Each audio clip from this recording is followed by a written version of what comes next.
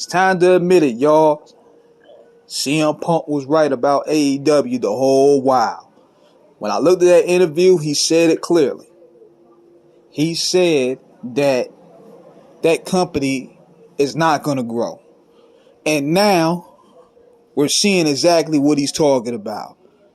These dudes literally have the Young Bucks, Jack Perry, and Okada walking around like they Hall, Nash, and Hogan of 96, bullying the whole damn roster. These motherfuckers are probably like 5'5".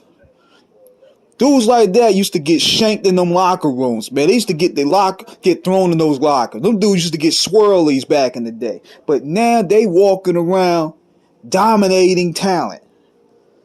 This is a joke, man.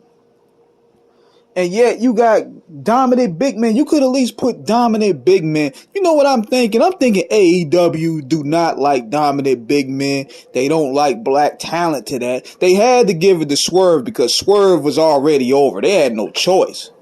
But for the most part, if it was up to Tony Khan, he'll just have these classic little indie matches that make Dave Meltzer's nuts big, and that would be that. This company ain't built to compete with the WWE at this point in time, man.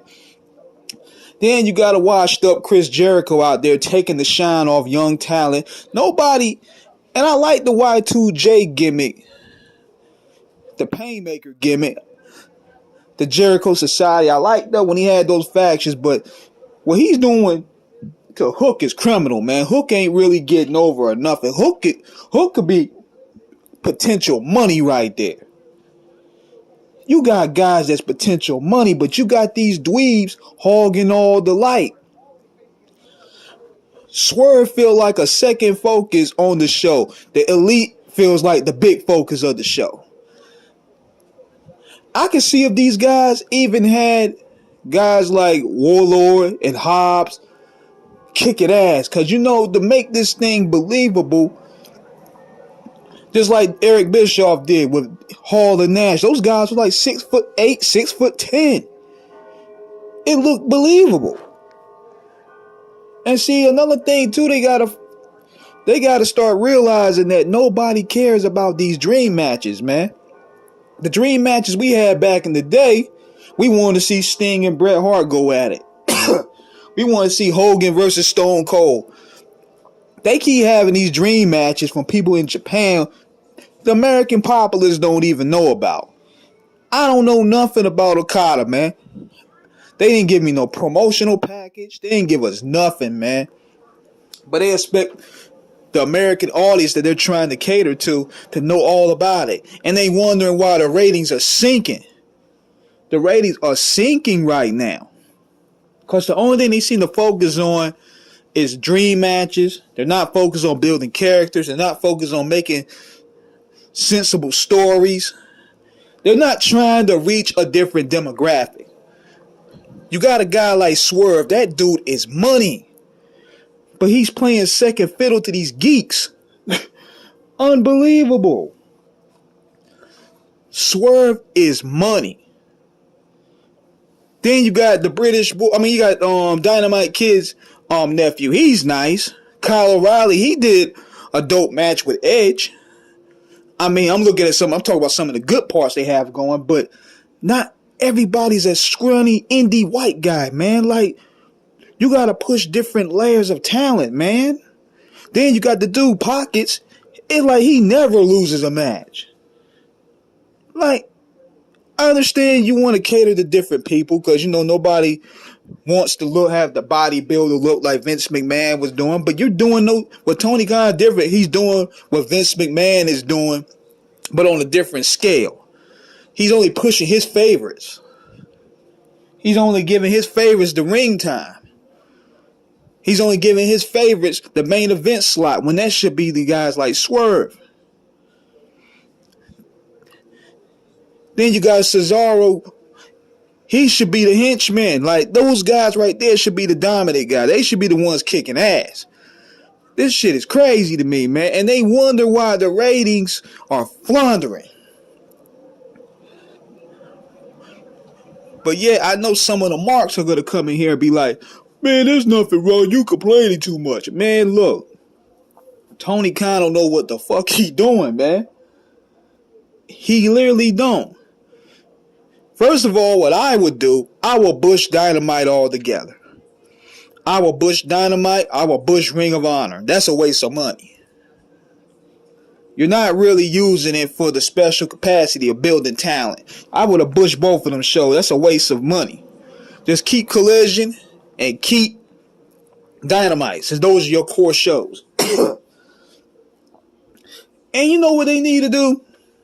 They need to do pay-per-views every month. Because that will force them to write better storylines. Because, see, when they only having 3 or 4 pay-per-views a year, that gives them enough time to bullshit on the screen. Them having a pay-per-view every month will force their hand to really create characters and write stories and make compellable storylines. Because these people literally trying to recreate the NWO with nerds. Like, let's keep it buck. I'm 5'11". Jack Perry ain't whipping me. I mean, come on, man. This thing gotta be believable, man. If you're gonna do an invasion, man, have some heavy hitters on this motherfucker. Just like the Bloodline. You got Solo. You got the Gorillas of Destiny kicking ass out there. It looks believable. The Bloodline looks believable. WWE has this same problem. They have the same problem of trying to, and this is what Triple H and Tony Khan have a commonality of doing. They want to cater to the indie nerd market, the indie nerd comic book market, but yet forgetting about the people that you really trying to market to. You trying to bring those casuals back. You got guys like Judgment Day out there kicking ass, but yet you should be giving the kicking ass to the Street Profits and Lashley. That looks more believable.